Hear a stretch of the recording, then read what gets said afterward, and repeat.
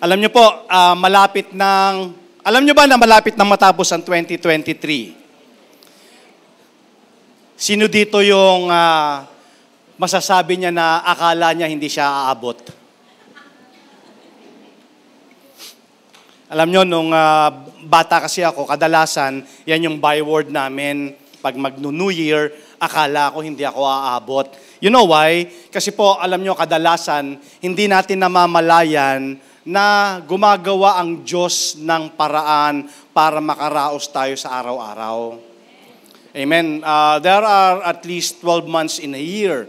So, ito na nga yung last month natin of 2023. So, gumagawa ang Diyos, hindi lang natin namamalayan kasi nangingibabaw yung kahirapan, nangingibabaw yung mga pighati sa araw-araw, kaya hindi natin nakikita yung pagkilos ng Diyos. Kaya anuman yung mga pinagdaanan natin sa nakalipas na almost 1 year, looking back, mga kapatid, sabihin mo sa sarili mo, purihin ng Diyos, umabot ako. At yan po yung title ng ating message ngayong umaga.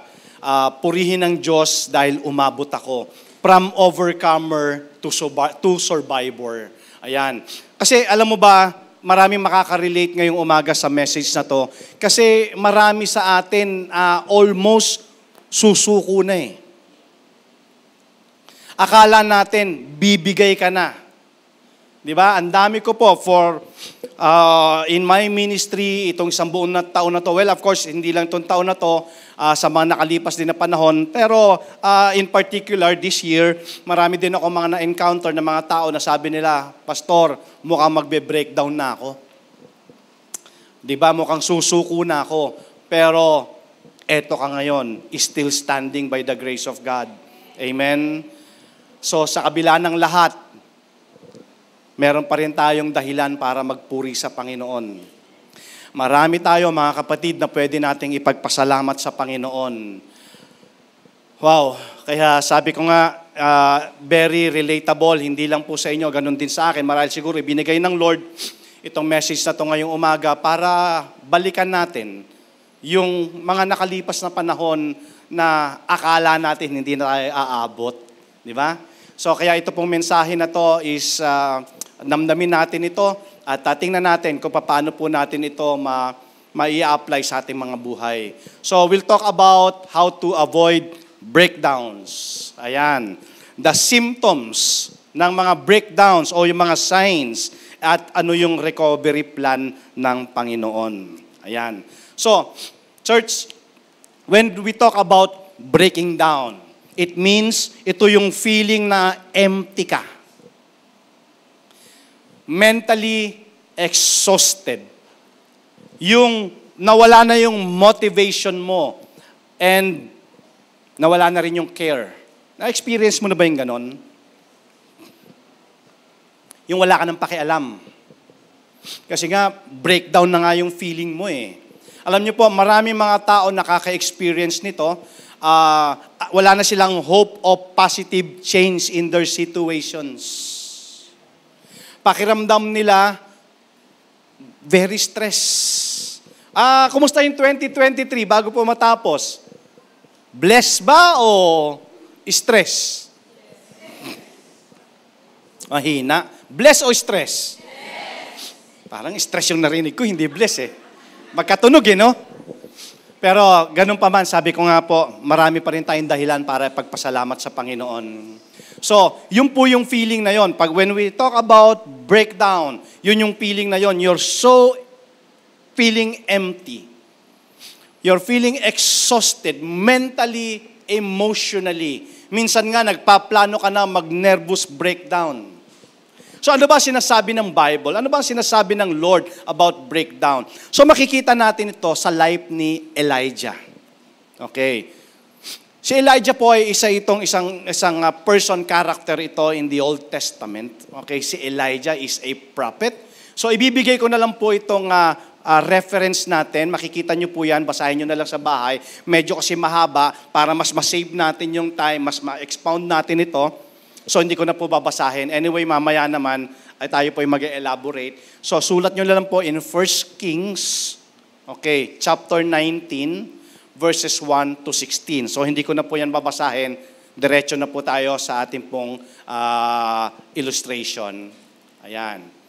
So again, church, when we hear a lot today about breakdown, kagaya nga po ng sabi ko sa inyo kanina, in my ministry, I've talked to a lot of people talagang experiencing breakdown.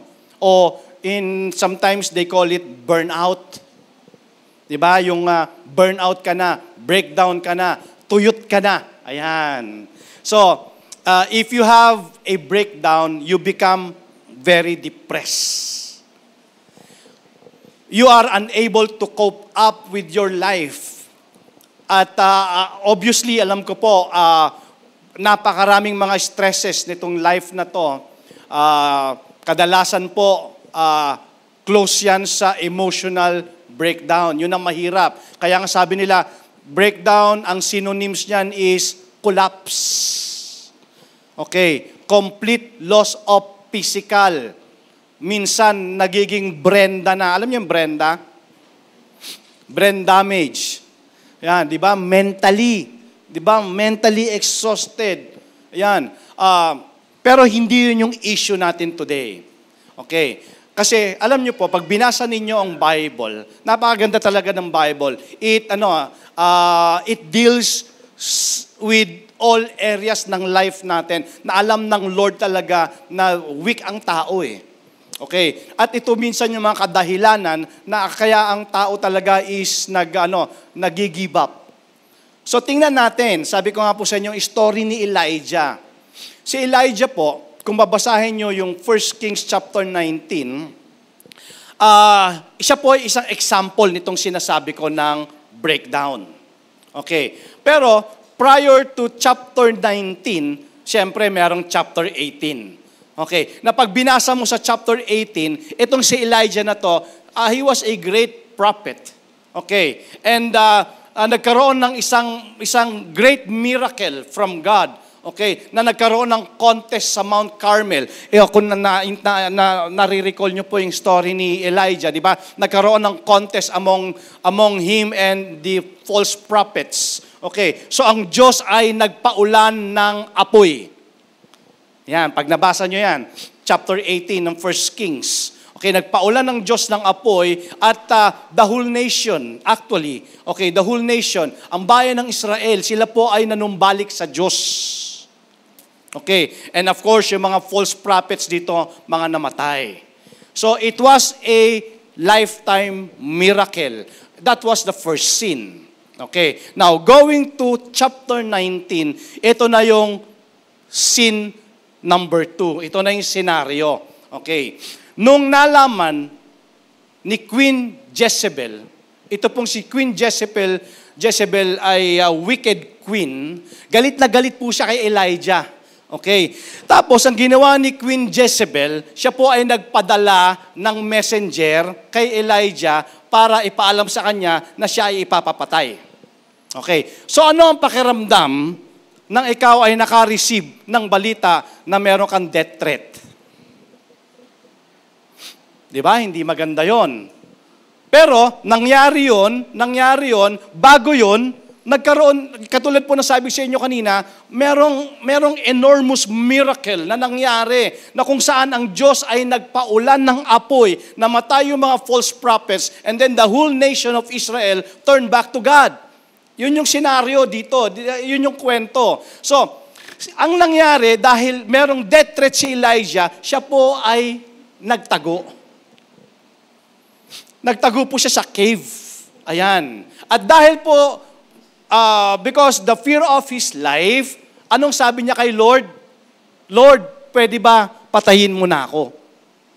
So, umabot na ba tayo doon sa stage na kung saan masyado na tayong depressed, masyado na tayong exhausted, na ang huling gusto mo na lang mangyari is kunin ka na ni Lord. So, ganun po ang nangyari kay Elijah. Okay. So, kung nangyari ito kay Elijah, church, ito po ay isang classic ng breakdown. Para bang sa panahon natin yung ang saya-saya mo, tapos mamaya may joy killers. Di ba? Yung katatapos mo lang matanggap yung 13th month bonus mo, pag uwi mo, sira yung rep nyo. Di ba? Parang ang saya-saya mo Di ba? Pero bakit ganoon? Parang may mga joy killers that after every mountain top, there is a valley. Di ba? Pagdating mo sa tuktok ng bundok, wala na doon, bababa ka na. Valley na yung dadaanan mo. And then after every high, there is a low. And with success comes stress. So, si Elijah po, sabi ng Bible, was just like us. Though he's famous, he's one of the good prophet in the Bible, pero he's just one of us or like us. In book of James chapter 5:17, the Bible says, Elijah was as human as we are. So, ibig sabihin nito, si Elijah, kahit na nga siya ay great prophet, tao lang din siya na kagaya natin. He was a human being. He wasn't a supernatural guy. Pero ginagamit at ginamit siya ng Diyos in miraculous ways. Normal lang siya na kagaya mo, kagaya lang niyang katabi mo. Ganyan lang din si Elijah. Hindi po siya supernatural. So kung ano yung nararamdaman mo ngayon, nararamdaman din dati ni Elijah yan dahil tao nga lang din siya. Okay. So kung titingnan natin yung life niya, makikita natin yung mga causes of breakdown. Marahil siguro itong kwento na to sa Bible, kaya ito inilagay ng Panginoon para makita natin. Remember, di ba sabi nga ng Bible, di ba, kaya pala nakasulat yung mga yan. Para sa kabutihan natin today, malaman at makita natin kung ano rin yung karanasan ng mga taong nauna sa atin. So dito makikita natin sa life ni Elijah, ano yung mga causes, ano yung mga signs. So church, pag-uusapan natin ito Marahil siguro, nandun ka na sa mga signs ng breakdown. Pero alam mo ba na meron ding recovery plan si Lord para sa'yo? Maaring hindi mo kailangan itong message na to today. Well, congratulations. Maaring hindi ikaw yung tao na nandun na sa malapit-lapit na mag-breakdown. Pero you may someday. And I will guarantee you, church, na probably somebody na kilala mo na dumadaan sa emotional breakdown right now. Kaya ito ang isa sa mga message na kailangan mo in dark days at kailangan mo ring i-share ito to somebody na kilala mo na dumadaan sa mga ganitong mga situations. Ano ba ang sinasabi ng Lord tungkol dito? Ano ba yung mga signs ng breakdown? Again, church, what is breakdown? Nakita natin ito sa life ni Elijah. Breakdown, ito yung feeling empty. Diba? Ito, balikan mo, January, hanggang ngayong mga panahon na to, dumating ba ako doon sa ganong kalagayan? Feeling empty. Emotionally exhausted. Mentally exhausted. Hanggang doon sa point na, Lord, kunin mo na ako. Amen?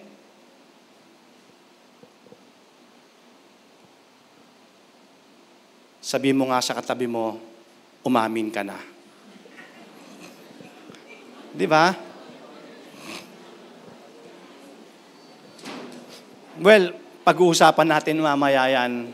Isa sa mga problema yan, kaya tayo nagbe-breakdown. Kasi pag nakita mo, when you see itong mga signs na to in your life, church, you're headed in wrong direction. If you have a breakdown, you become very depressed so that you are unable to cope up with your life. So, signs of breakdown. Number 1, samahan niyo po ako. Alam mo bakit ka nagbe-breakdown? You know why? Because we depreciate our worth. Yung value natin. Ayan. Sa isip natin, dinadown natin yung sarili natin. Merong nagpe-play na tape sa mind mo. Over and over, ang sabi mo, I am nobody. Wala akong kwenta. Wala akong halaga. Walang nagmamahal sa akin. I'm insignificant. I have no value. That's number one sign, church, that you're breaking down. Nagpe-play yan sa mind mo. Tingnan natin, sabi natin, makikita natin sa life ni Elijah yan. In 1 Kings chapter 19 verse 4, Elijah came to a broom tree, sat down under it and prayed, "Take my life, I am no better." See? I am no better than my ancestors. I-circle nyo po yung I'm no better. Ibig sabihin, church, he's comparing himself to his ancestors, saying, I'm no better than those guys. Church, ito ang problema. One of the first causes of breakdown is comparing. When you start comparing yourself to somebody else, you're setting yourself up for emotional breakdown. Kasi church, when you tend to compare your life or even your accomplishments with other people, di ba? Minsan ganun ang nangyayari sa atin eh. We compare. Minsan pa nga, kino-compare pa na, bakit ganun? Bakit parang siya? Parang wala siyang kaproblema. Tapos parang ang ayos-ayos ng buhay, ng pamumuhay niya. Bakit ako punong-puno ng problema? Di ba? Minsan ganun, nagko-compare na tayo pagka pa-breakdown na tayo eh. Pero hindi mo lang alam. Hindi mo lang alam. Pangiti-ngiti lang yung katabi mong yan, pero matindi rin ang pinagdadaanan yan. Di ba? Hindi nga nagsasabi. Hindi nga tayo nagsasabi talaga eh. Akala mo lang, di ba? Sabi nga natin, mukhang mabango, mukhang masaya, pero matindi ang pinagdadaanan yan. Muntik na nga yan eh. Amen? Yun ang problema, kino-compare natin, sarili natin. Bakit parang siya walang problema? Parang okay lang lahat sa kanya. Minsan, kino-compare pa natin, di ba, yung mga talents and gifts natin. Di ba? Bakit ganun siya? Bakit sa school, sa office, di ba? Kino-compare natin yung sarili natin. Bakit kaya siya maputi? Di ba? Kahit kain siya ng kain, hindi tumataba.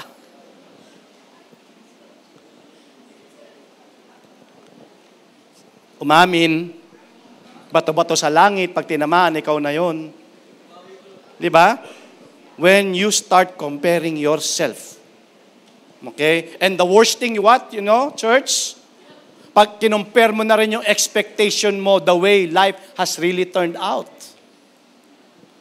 When you start looking at the way life turned out with the way you expected it to be, you're setting yourself up for breakdown. Pero anong sabi ng Lord? Don't depreciate your worth. Dapat makita mo, church, hindi basihan kung ano yung sitwasyon at yung kalagayan mo ngayon. Hindi basihan yan para mag-depreciate yung worth mo. 'Di ba? You remember yung illustration natin dati, 'di ba? Yung sino dito may 1,000 pesos? Papera nga po ako ng 1,000. Ayan. Bro. 900 na lang to, less tight sa pagbalik. Nakita niyo po itong 1,000? Itong 1,000 na to, kahit lukot-lukutin ko to. Kahit na apak-apakan ko to, nagbago ba value niya? Yun ang tingin sa'yo ni Lord. You're special. Tama? Kaya kahit ano ang kalagayan mo ngayon, bro, thank you, ha? Kahit ano ang kalagayan mo, hindi yan ang nagde-determine ng worth mo. Amen? May pinagdadaanan ka lang. Pero hindi nagbago yung value mo kay Lord. Ang tingin niya sa'yo, special ka pa rin. Amen? Anak ka ng Diyos eh. Tapikin mo yung katabi mo, sabi mo, special ka. Yan. Sabi mo, you're a special child. Anak ka ng Diyos. Amen? Di ba? Di ba special child? So once you start comparing, church, tinan nyo ha, so nagsimula ka na mag-compare. Ang second niyan, ang gagawin mo, i-criticize mo na yung sarili mo. Alam mo ba, you are your own worst critic? Ikaw, di ba? Ikaw talaga yung worst critic ng sarili mo. Tumingin ka sa salamin, tingnan mo, hindi ka makontento. Ikaw ang worst critic eh. Kasi kino-compare mo na nga eh. Ko-compare ka na, bakit ganoon? Di ba? Lagi naman akong hiyas papaya, hindi ako pumuputi. Siya, hindi naman siya naghihiyas papaya, pero ang puti-puti. Di ba? Church, you're setting yourself for breakdown. That's number 1. Okay. Number 2, ito ang problema din, if not given enough recognition. In 1 Kings chapter 19, verse 19, sabi dito ni Elijah, Lord, I have worked very hard for the Lord. I have worked very hard for the Lord God of the heavens. But the people of Israel have broken their covenant with you and have torn down your altars. Alam niyo po si Elijah, he's really the man of God. The teacher of truth. Okay. Yet, he blamed himself for things that weren't his fault. Ito na yung nangyayari pagka dumadating na yung panahon na biniblame na natin yung sarili natin na hindi naman talaga natin fault. Okay. Ang gusto niya lang naman talaga is ipangaral sa tao ang Diyos. Ngunit ang problema talaga ng bayan ng Israel talaga matigas ang ulo. Diba? Talagang ayaw talagang nilang makinig. In fact, ang ginawa pa nga nila, sumamba pa sila sa Diyos-Diyosan instead of worshiping the true God. Okay. So, anong ginawa ni Elijah? He blames himself. At alam ko po itong feeling na to. Feeling ito ng mga parents. Feeling ito ng mga cell leaders. Di ba? Ito yung feeling na saan ako nagkamali. Alam ko ang heart ng mga magulang. Di ba? Ang heart ng mga magulang, wala yung pinlanong masama sa kanilang mga anak. Di ba? Pangaral ng pangaral. Di ba? Kaya nga yung mga anak nila, sabi nila, alam ko na po yan, nanay. Di ba? Alam ko na po yan, tatay. Di ba? Ganyan ang mga magulang. Alam natin, church, na ako, even I, di ba sabi ko nga, even I preach dito in front of you. Pero you know what, church? I learned a long time ago that I am not responsible for your response. Get nyo? I'm responsible simply to teach the truth. Ganon din ang mga magulang. Okay? We lead, we guide, pero once you walk out dito sa church na to, that's your business.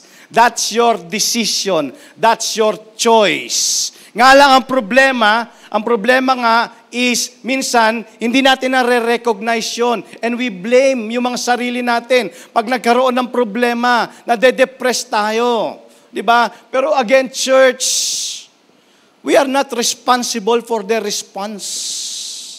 Cell leaders, you are not responsible for their response. Just do what the Lord asks you to do. Diba? Minsan nga, gagayahin pa natin yung mga tao, paano mo sila magsalita para maging in lang tayo. Minsan, pati yung pananamit nila, gagayahin natin para tanggapin lang nila tayo. Pero, church, hindi sa paggaya mo sa kanila ang magko-convict, ang Holy Spirit ang magko-convict. Amen ba yon? So, Yun yung second major cause of breakdown. You're trying to control everything. So comparing is number 1, trying to control everything is number 2. Kaya ang tawag dyan is Atlas Syndrome. Atlas Syndrome is yung pakiramdam mo, nasa balikat mo ang mundo. Gusto mo lahat okay. Everything in proper places. So when you try to be the general manager of the universe, doon ka magkakaproblema. Ito yung burden na ayaw ng Lord na carry mo, church. Alam niyo po, maraming beses natin ito na pag-usapan dito sa life na to. There are things in your life that are out of your control. Okay? We even talked about this principle that you're not responsible for other people's responses. Kung ikaw man ay nagturo, ikaw man ay nag-aral, ikaw magulang, ikaw ay nangaral, pero hanggang doon lang ang kaya mo. Ang responsibility mo lang is simply to teach, to guide, to lead, and to pray for them. Pero pagkatapos nun, desisyon na nila yun. Choices na nila yun. Kaya minsan, pag may nangyaring masama sa kanila, biniblame mo yung sarili mo. Sabi mo, saan ako nagkamali bilang magulang? Tama ba? Mga anak, minsan naiinis na nga kayo kay nanay tsaka kay tatay. Talagang sermon dito, sermon doon, sermon dito, sermon doon. Pero kayo pa rin. Diba? Kayo pa rin ang nasusunod. Alam niyo po, in parenting, I said, you're responsible as a parent to your family, but you're not responsible for every choice your family makes or members make. Tama ba? Kasi minsan, kala mo natin pati yung mga mistakes nila, mga fault nila, responsible tayo. Hindi. Kasi sila ang nagdesisyon nun. Alam niyo po, as a parent, I'm responsible to raise my kids, to teach them the right thing. But when they start making their own decisions, that's their choice. And not mine. And I'm not going to feel responsible for it. Hindi ka naman nagkulang eh. Kaya alam niyo po, many parents break down because of the unrealistic expectation and unrealistic guilt. Sabi nila, siguro kung mas ginawa ko pa to, baka hindi nagkagano ng anak ko. Pero mga magulang, mga nanay, mga tatay, ginawa niyo po ang tama. At patuloy niyo pong gawin ang tama. Wala sa inyo ang problema. Amen ba yon? Wala po sa inyo kasi you are not responsible for their response. Kasi yun naman talaga yun eh. Paglabas nila ng bahay ninyo, puro nga sila pangaral, paglabas nila, choice na nila yon kung susundin nila yung mga pangaral ninyo. Kaya huwag kayong mag-guilty. Amen. Amen po ba? And number 3, we exaggerate our problems. Yan na mga signs ng breakdown. Diba? Pagka nag-exaggerate ka na ng problema, you're heading for a breakdown. We overemphasize what's wrong in our lives and we ignore God's blessing in our lives. Kadalasan, nakakalimutan na natin yung blessing, mas nakapokus na tayo doon sa mga negative rather than the positive. Diba? Nakakalimutan natin. Have you ever counted your blessing? Mula kaninang umaga. Na-count nyo ba yung blessing nyo? Pagising mo sa umaga, uy, may buhay pa ako. Diba? Kahit nga may tuloy yung bahay, pero at least may bahay kami. Kahit hindi masyadong masarap yung ulam, at least kumain ka pa. Tama? Reklamo, ay nako, pasok ka na naman. Buti nga ikaw, pumapasok pa. Mga manggagawa, nako, ang iksi ng holiday, pasok ka na naman. Buti nga ikaw, may trabaho. Amen? Minsan, nakakalimutan natin yung pagpapala at nakafocus tayo sa mga problema. Kaya ka nagbe-breakdown. And this what happened with Elijah. Okay, sabi niya, I'm the only one left. They're trying to kill me. Di ba? Masyado niyang exaggerate yung problema. Okay? So, pero the whole nation, nakita niya na one day, nanumbalik sa Panginoon. Pero masyado niyang in-exaggerate yung problema. Alam niyo ba na pag ikaw ay nakafocus sa negative sa problema, hindi ka makapag-isip ng maayos? Tama? Hindi ka makapag-isip ng maayos. Nakalimutan ni Elijah, ang sabi ng Panginoon, hindi ka nag-iisa, meron pang 7,000 na mga faithful. Akala niya, in-exaggerate niya, Lord, patayin mo na ako na lang ang nagmamahal sa'yo. Sabi ng Lord, sira. May 7,000 pa. Di ba? Meron pa, may 7,000 pa.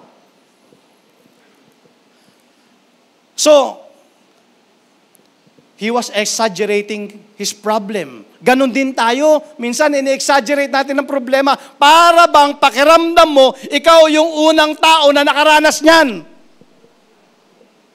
Di ba? Iiyak-iyak ka.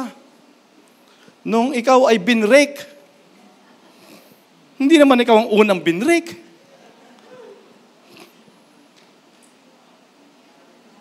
Yung nag-break sa'yo na yon, pang-5 first love mo na yun. Amen? Tama ba? Sabi mo sa katabi mo, hindi ikaw ang unang tao nakaranas niyan.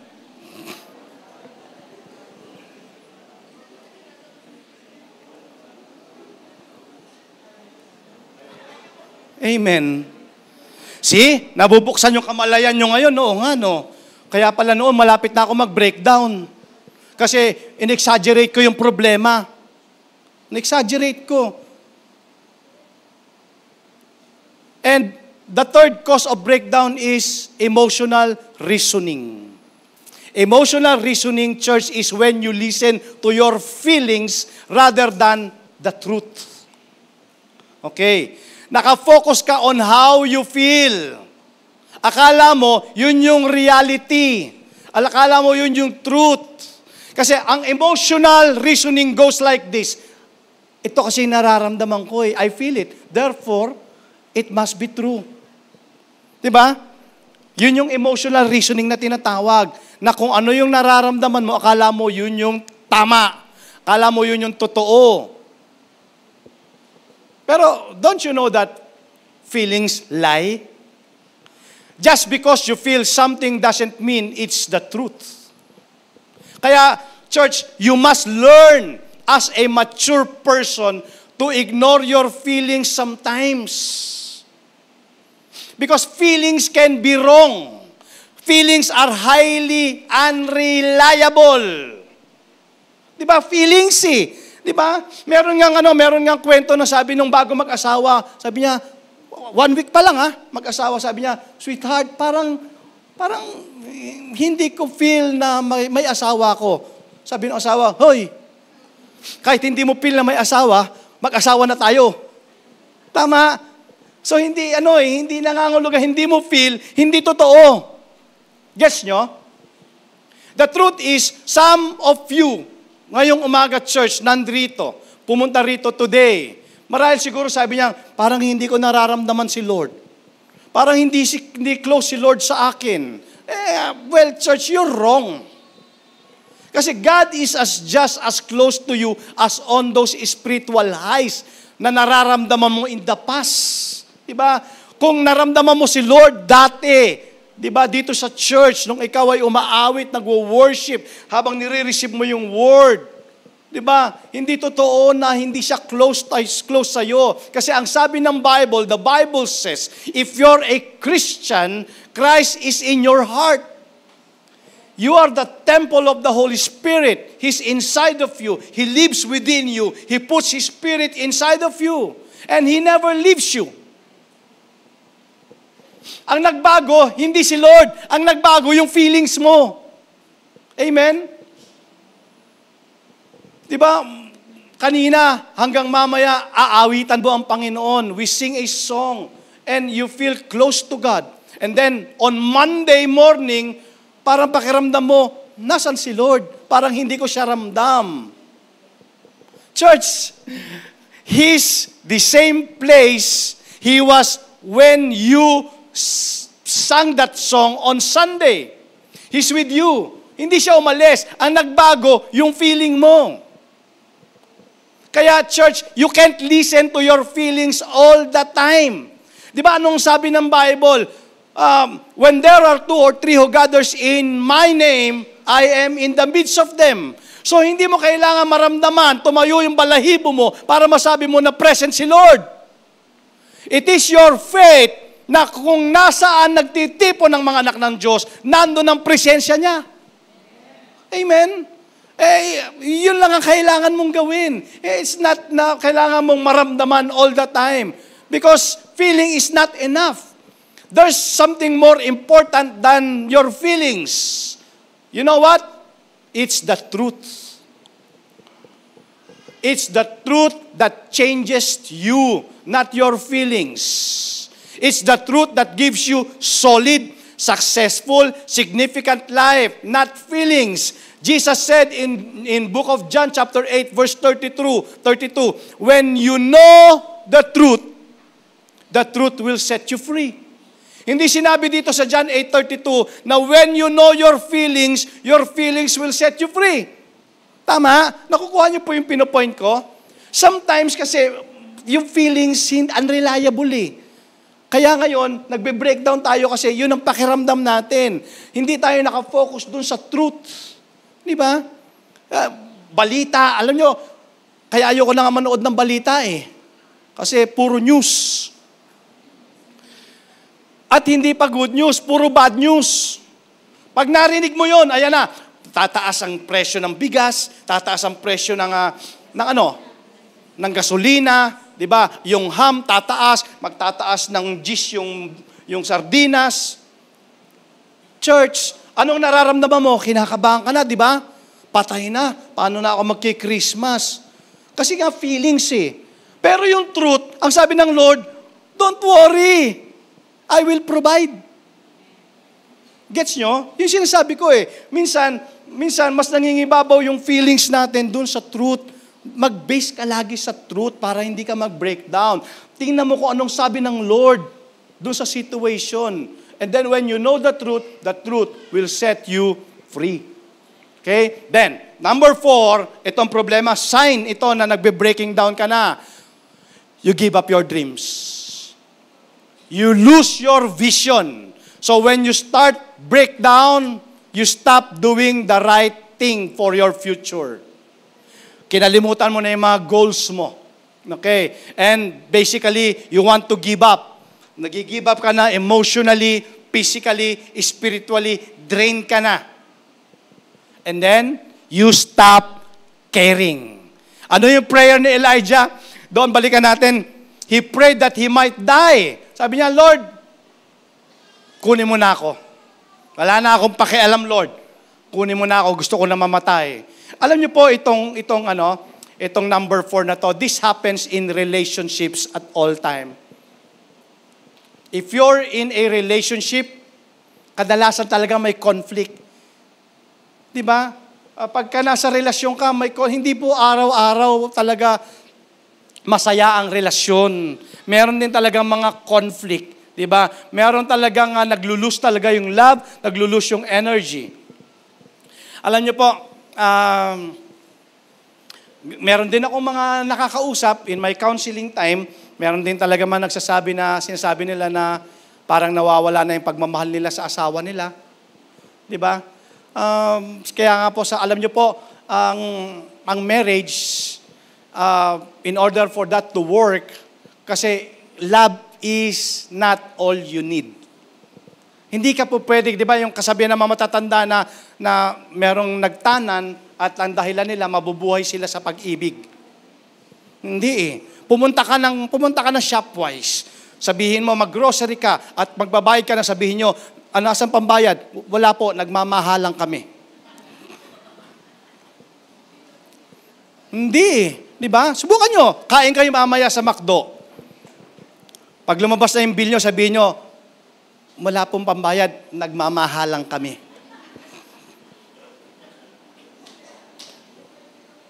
Gets nyo? love is not all you need, church. It takes more than love. It takes commitment. It takes character. It takes integrity. It takes maturity. It takes unselfishness to make a marriage work. Kaya hindi mo mabibuild ang marriage sa love lang. Well, church, love is an important ingredient. But that's not all you need. You need character. You need maturity. You need commitment. And those are the things you do not have control over. You can always control your feelings, but you can control your commitment. Diba? Yung commitment, makokontrol mo yan eh. Kasi ikaw yan eh. So, ito yung problema. Pagka parang napapansin mo, ginigive up mo na yung mga dreams mo. Sabi ni Elijah, I've had enough. It's not worth it. I want to die. Ayan na, pa-breakdown ka na. So, church, marahil po meron sa atin ngayong umaga, ready na mag-check out. Di ba? Ready na mag-breakdown. Sabi mo, well, wala nang hope, hindi ko na kaya to. Pero puntahan naman natin quickly yung recovery plan ni Lord. Okay? So, sabi natin kanina, ito yung mga signs. Marahil siguro nakita mo yung sarili mo. Pag nakita mo yung mga signs na yon, papunta ka na doon o marahil nangyari na sa iyo yon. Pero bigyan natin mga practical ways of God's recovery plan. Tingnan natin. Number 1, recovery plan, rest your body. When you're physically exhausted, ang pinakamagandang gawin, matulog. Tama. Tama, tulog. Tingnan natin, ha? Okay. Nung si Elijah, sabi niya, Lord, take my life. I'm no better than my ancestors. I've had enough. Anong ginawa niya? Natulog siya under the tree. Tulog, natulog. And then, dumating ang anghel. Tama ba? Dumating yung angel, ginising siya. Sabi sa kanya ng anghel, the first time, Elijah, bangon, kain. Nakita ni Elijah, hoy, may cake. Di ba? May water. So, ano ginawa niya? Kumain siya, uminom, at natulog ulit. Di ba? Pag binasa mo, 1 Kings chapter 18 and 19, makikita mo, the second time, tulog siya, ginising siya ulit. Because he was physically exhausted. Depressed. He really want to die. Di ba? The second time, ginising ulit siya ng angel. Sabi sa kanya ng angel, bangon, kain. Para ito yung sinasabi na eat, sleep, repeat. Tama? So, gusto ko to, church, gusto ko to. This is God's first step in getting over breakdown. Kailangan mong matulog. Amen. Kailangan mo. Pansinin mo, di ba? Nung depressed ba si Elijah, sinabi ba ng angel na, Elijah, tayo ka dyan, mag-shopping ka kasi depressed ka. Hindi, di ba? Hinayaan siya ng angel na matulog. At hindi lang siya matulog, siya po ay pinakain. And I love this about God. When Elijah's breaking down, hindi siya nilecturan. Kasi minsan ganyan ang problema natin di ba? May problema na yung tao, sinisipan natin, ikaw kasi. Di ba? Yan tuloy nangyari sa'yo. Ayan.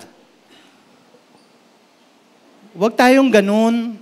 Pag meron pong tao na lumalapit sa atin at nagko-confide, listen. Amen? Listen, alam mo ba, may mga tao na ang gusto lang nila is meron lang makinig. Meron lang kasama, meron lang mapagsasabihan. Amen po ba?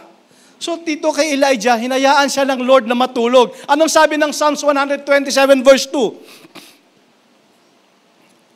God wants His loved ones to get their proper rest. Well, ibang usapan yung tulog ka lang ng tulog, ha? Wala ka namang ginagawa. Yung sabi nila, well, Ano yung sabi nila? Na yung tulog ng tulog, di bali ng tamad, hindi ka naman pagod. Di ba? Mga katwiran to ng mga mga pulpul. Pero ang sabi ng Lord, God wants His loved ones to get their proper rest. Sometimes in life, the most spiritual thing you can do is to go to sleep. Napaka-practical ng church. Kung pagod ka, pahinga. Amen? Hello? Tapikin mo ang kitabi mo, sabi mo sa kanya, kung pagod, pahinga.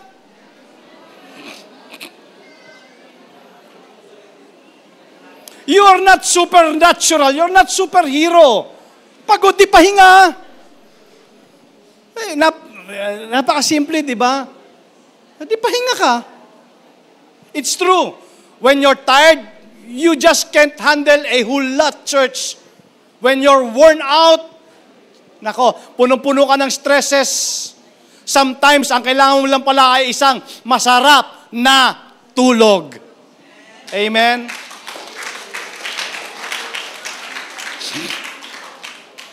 Kasi, church, minsan may problema, matulog ka o hindi naman magbabago. Di ba? Tulog lang. Diba? Practical, di ba? Practical. Oy, mga bata, baka ma-misquote nyo ako, Oy, nanay, sabi ni pastor, tulog daw ng tulog. Ay, wala akong sinabing ganon. Pagkapagod, tulog. Hindi ka naman pagod Tama? Amen. Hindi ka pagod, tulog ng tulog, mapapagalitan ka nga. Di ba? So, kasi alam nyo, pag wala kang tulog, pati yung mind mo, distorted Di ba? Distorted. So, rest your body. That's number 1. Practical yon. Number 2, release your frustrations. Kanina, yung physical side yon. If you're exhausted physically, take a rest. And then, number 2, on emotional side naman, if you're exhausted emotionally, release your frustrations. Itong number 2 na to, nag-deals with our breakdown cause of emotional problems. Alam nyo ba, para ma-heal, magkaroon ng healing, ang simula niyan is i-reveal mo yung iyong tunay na nararamdaman. Learn to express those feelings in your heart na matagal mo nang kinikimkim. Church, don't complain to other people. Talk to God. Yan ang problema. Minsan pag may tayo, ito pa matindi niyan.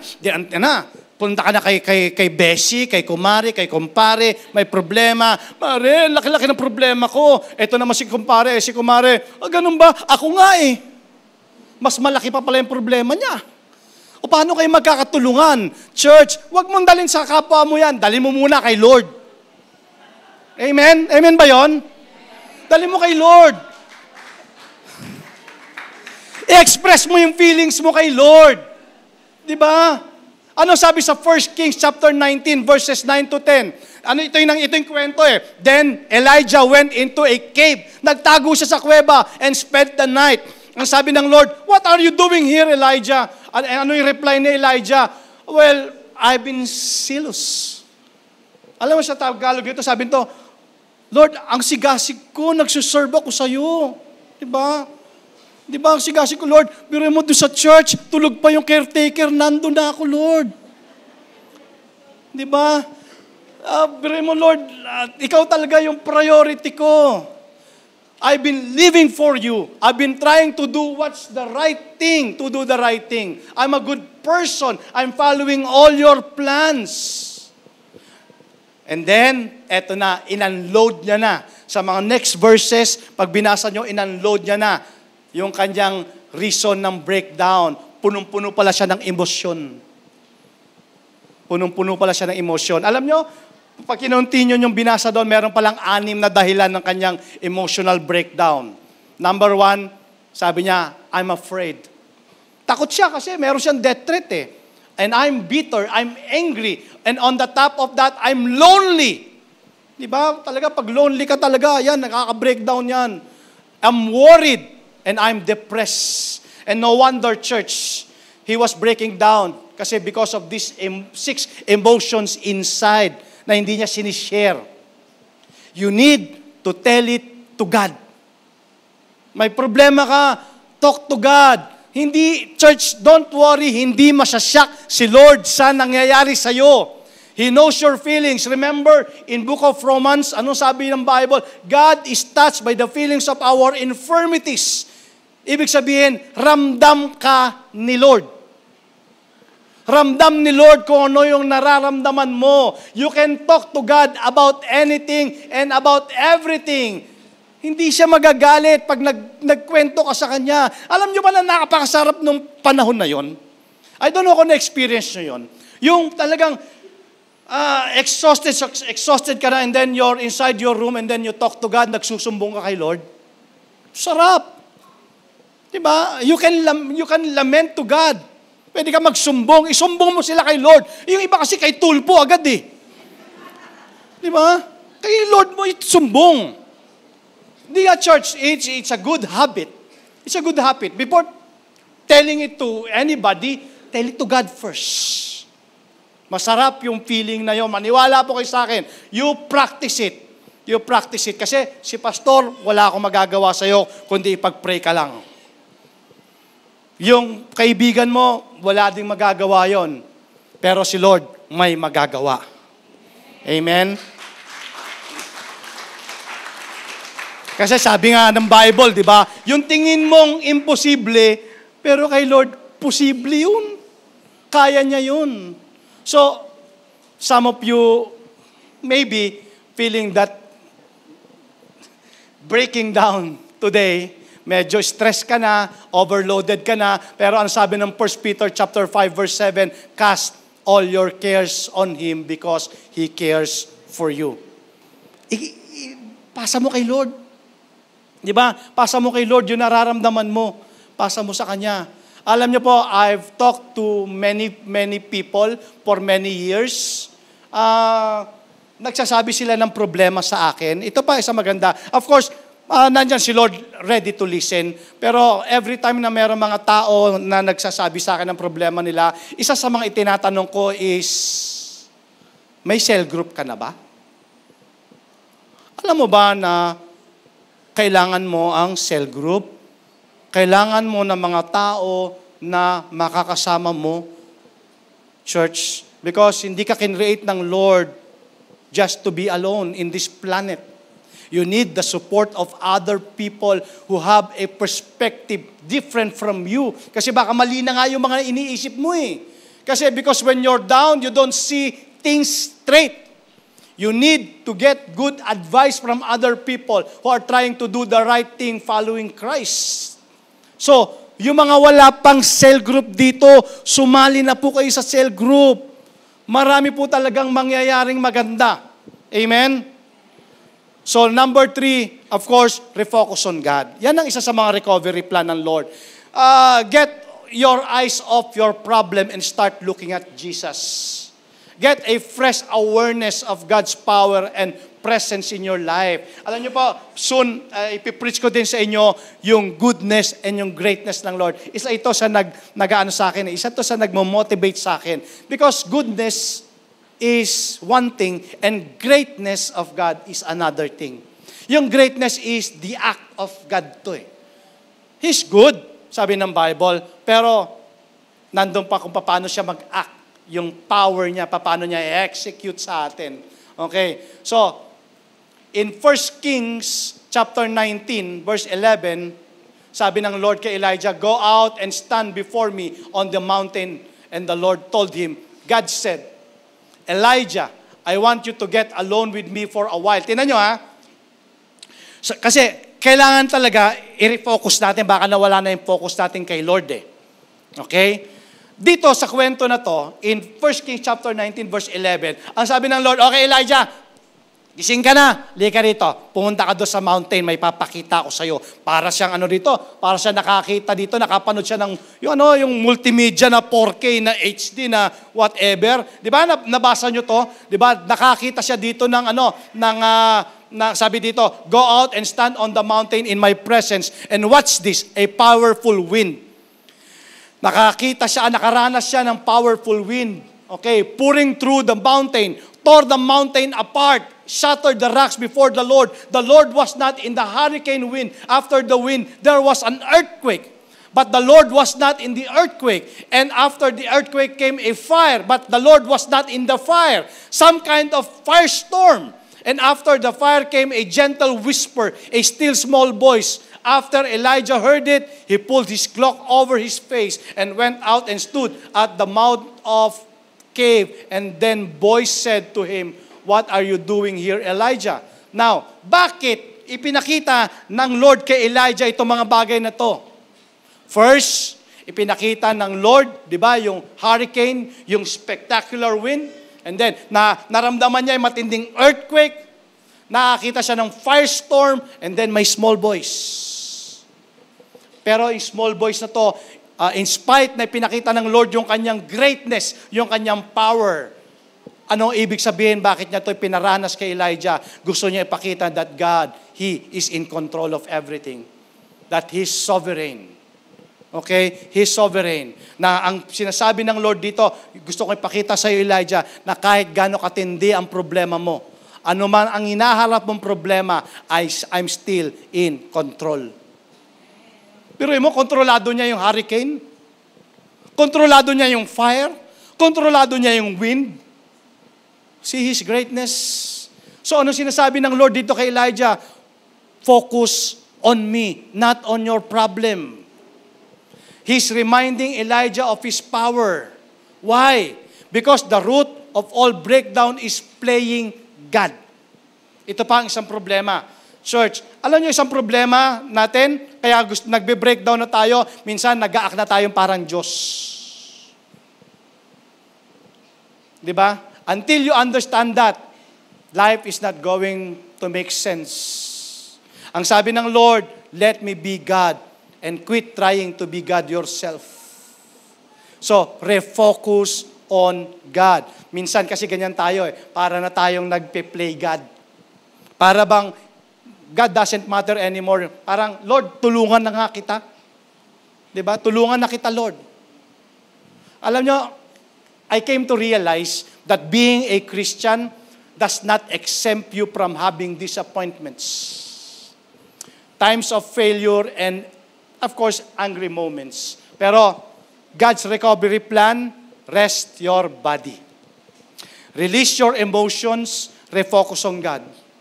And one more step, church. Ito, one more step. Isa ito sa recovery plan ng Lord. Ito yung isa pang maganda. And then this is the last one, dito tayo mag-end. Resume serving others. Alam nyo ba na God is giving you a new assignment? Minsan, kaya pala tayo mayroong mga pagsubok na pinagdadaanan, meron tayong mga problema. Kaya nga sabi natin, if there's a test, there's a testing. Okay? If there's a mess, there's a message. So, yung number 4, God is giving you a new assignment, be an inspiration to others. Sabihin mo nga sa katabi mo, hindi pa tapos sa'yo si Lord. Kung gusto mo nang tapusin yung buhay mo, si Lord hindi pa tapos sa'yo.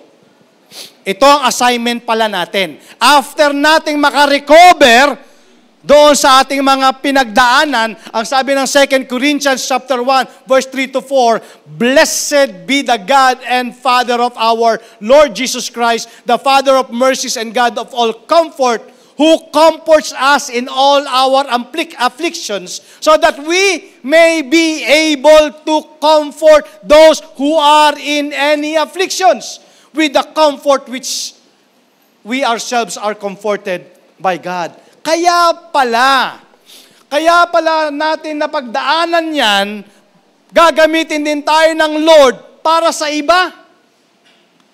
Na, kapatid, alam ko, at hindi ko itinatanggi na masakit talaga yung pinagdadaanan mo. Napagdaanan ko din yan, at ito yung paraan kung paano ako nakarecover at paano ako tinulungan ng Panginoon. Di ba? We serve others. So you stop thinking about yourself, church. Start thinking about others who are less fortunate than you. Alam mo ba, yung sinasabi natin kanina, we exaggerate our problems, pero hindi mo lang alam, marami pa ring tao na mas may matitinding problema kesa sa'yo. Alam mo ba yun? Kaya sabi ko, I know, when you're in pain, all you can see is yourself. Pero if you look around, you'll find somebody who is in more pain than you are.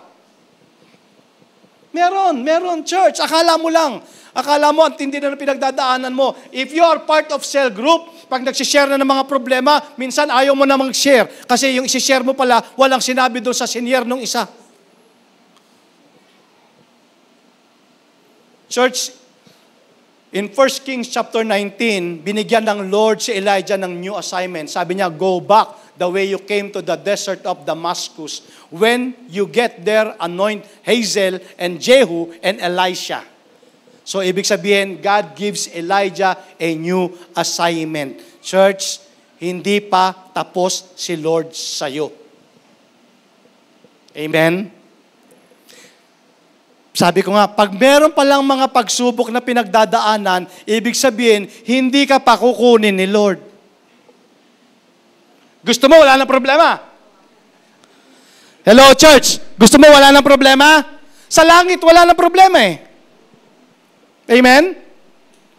Kaya sabi ko, kaya pala meron pang mga pinagdadaanan dito kasi hindi pa tapos si Lord sa iyo. Amen? And some of you nandito ngayon sa church, sa BOCC, in spite of the depressions, in spite of the problems, in spite of the hurts, in spite of the breakdown, ang sabi ng Lord, hindi pa ako tapos sa iyo. Okay? Marami ka pang gagawin. So the quickest way to defeat depression is to get your eyes off yourself and start focusing on helping others. Alam niyo po, sa totoo lang, napakasarap talaga na mag-serve. You must find a ministry, find a place to serve. Use your talents. Stop just focusing on yourself and start focusing on helping others, and that will bring the joy back. Alam nyo, iba talaga. Joy comes from service. Satisfaction comes from service. Significance comes from service. Self-esteem comes from service. I'm sure, marami ngayong umaga nakarelate po sa story ni Elijah. May mga panahon na gusto mo nang mag-give up. Diba? Sabi mo kanina umaga, wala na, ayoko nang bumangon sa bed na to. Ayoko nang gumising, sana matuluyan na ako. Pero, hindi pa tapos sa'yo si Lord. One last thing, sabi mo sa katabi mo, hindi pa tapos sa'yo si Lord. Amen? Hindi pa tapos sa'yo si Lord. At tandaan mo, kailanman, kahit na gusto mo nang mag-give up, kailanman si Lord hindi mag-give up sa'yo.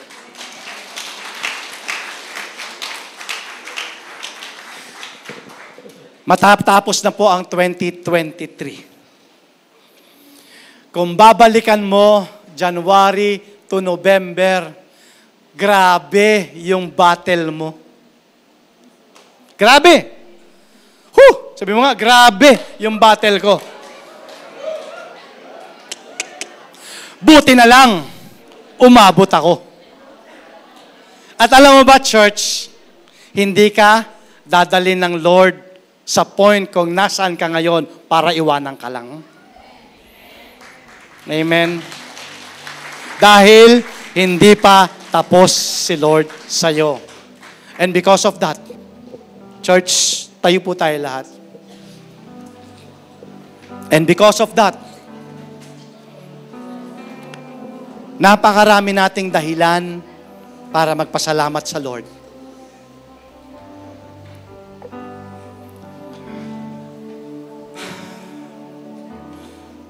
Tatapusin natin ang 2023 strong. Ano pa man yung mga pinagdaanan natin ngayong 2023,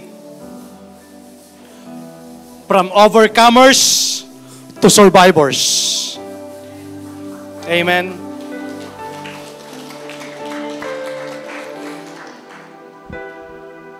Kahit gaano katindi yung battle natin, sabi mo sa sarili mo,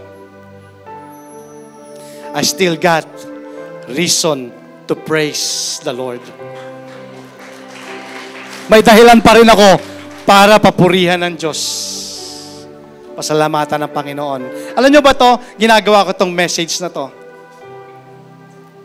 Natulog na ako eh.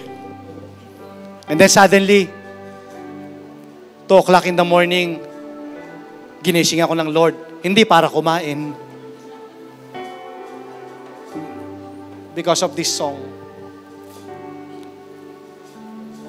When you're breaking down, the Lord is there. He will never leave you nor forsake you. Amen. And I've still got a reason to praise. Let's sing this song for the Lord, church. Alalahanin natin itong 2023 na patapos. Marami pa rin tayong dahilan para purihin, awitan, i-worship ang Lord.